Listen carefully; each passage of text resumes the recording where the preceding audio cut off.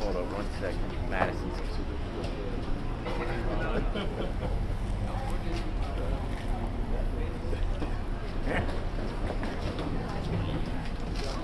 Mike, man.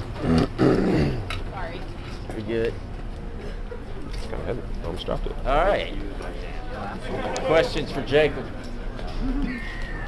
Pre-snap penalties have been a problem for your offensive time. Just how much of that is the nature of how fast y'all go, and how do you balance that pace with being set? Yeah, I mean, obviously we saw that in that last little drive there before the half. It kind of come into play, just our ability to get lined up and to, before the snap. And that's just really just about details. And we know the way that we play, we have to be better than that, and we have to, get our cleats in the ground and get ready to play. So that's just something that's just got to be cleaned up through practice.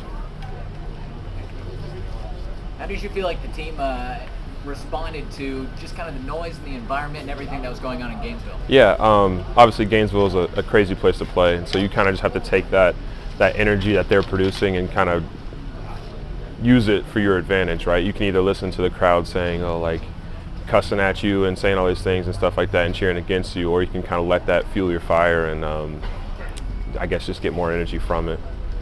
How hard was it to communicate on offense? It's weird. Like when you're playing the game, you kind of get in that zone and you lock in about signals, and I can hear Hendon's voice behind me more than I can hear the crowd, just because that's what I'm kind of focused on. At times, obviously, it got loud, and we saw some errors that we made because of it, but and that's just part of it. I think that we did a decent job overall of actually locking in and listening to what we needed to listen to. Were the only issues in communication just because of the noise? Yeah, and just a lack of focus. We see on the film that there's a lot of things that are self-inflicted, and that's just a lack of focus and a lack of attention to detail. It seemed like for the majority of the first half until that final drive before halftime, y'all handled the noise and atmosphere fine. Is that where the lack of focus comes into play? Yeah, I mean, obviously, like I said, it was all self-inflicted because we were able to handle it in the loudest point of the game. In the very beginning of the game, that's when the crowd's going to be most excited. The crowd's going to have the most energy whenever we're going back and forth. And so our ability to respond in those situations, I mean, coming back and answering with points was pretty big to see.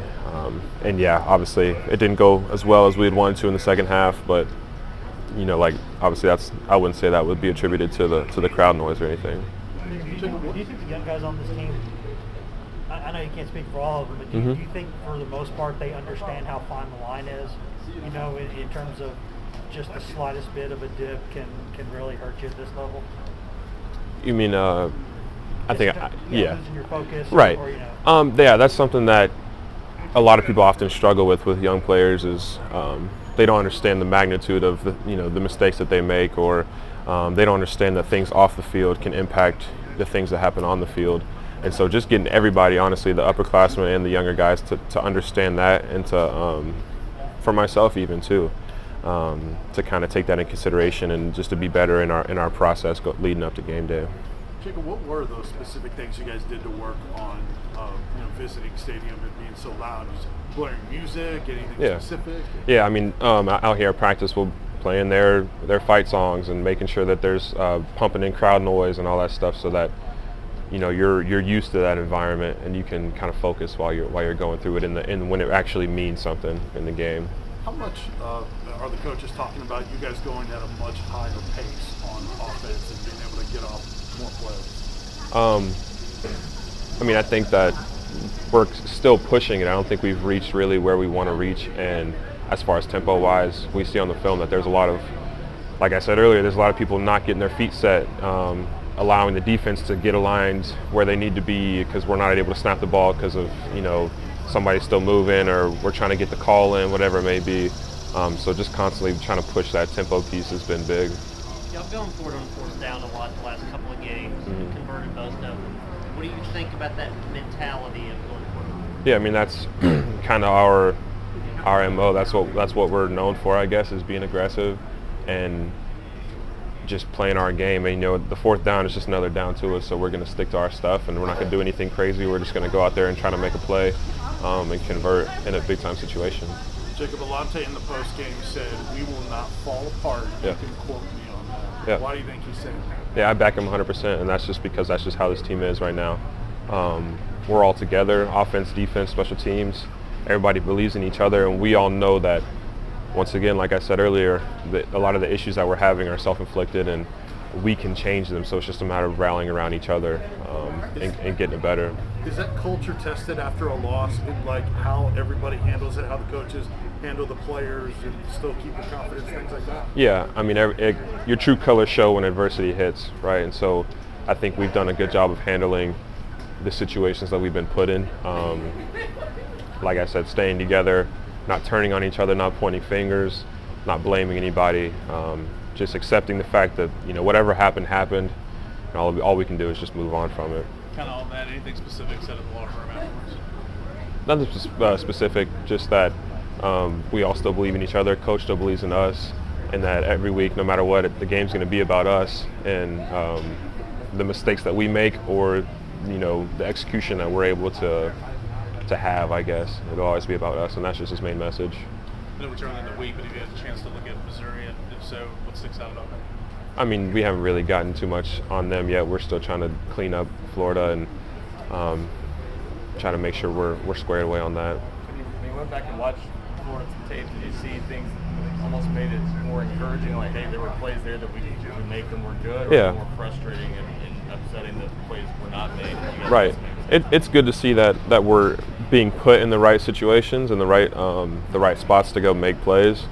And it just comes down to execution, which is really the frustrating part about it, because I know exactly what I need to do, and I see myself on the film making a mistake and doing something that we've corrected multiple times, and that's really where the frustration sets in for me, rather than the fact that we didn't convert this pass or whatever. It's the individual efforts that, at least for myself, that kind of bugs me. I know you're playing more snaps these days.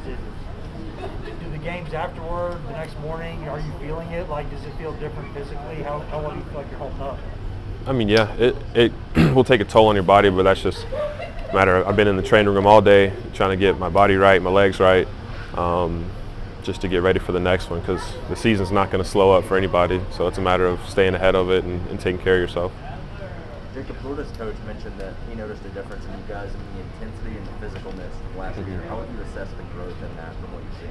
Yeah, I mean, obviously that's big coming from our competitor, right? He can see it on the field that there's just something different about us, and that's kind of been what we want people to see this season. So that's huge coming from him.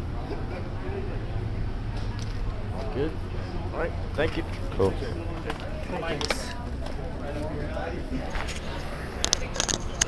I don't, dude. You're gonna have to do it for me. I can't see it. Got it. Thanks, brother. Yep. I need to start my mic really quick. Okay. Switch it.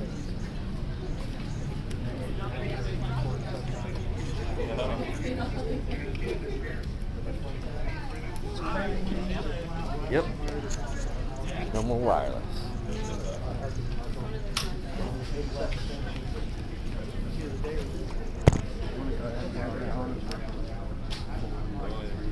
Tyler Barron is the other player. We're gonna have 4 tomorrow because of classes. We got like running backs hopefully coming.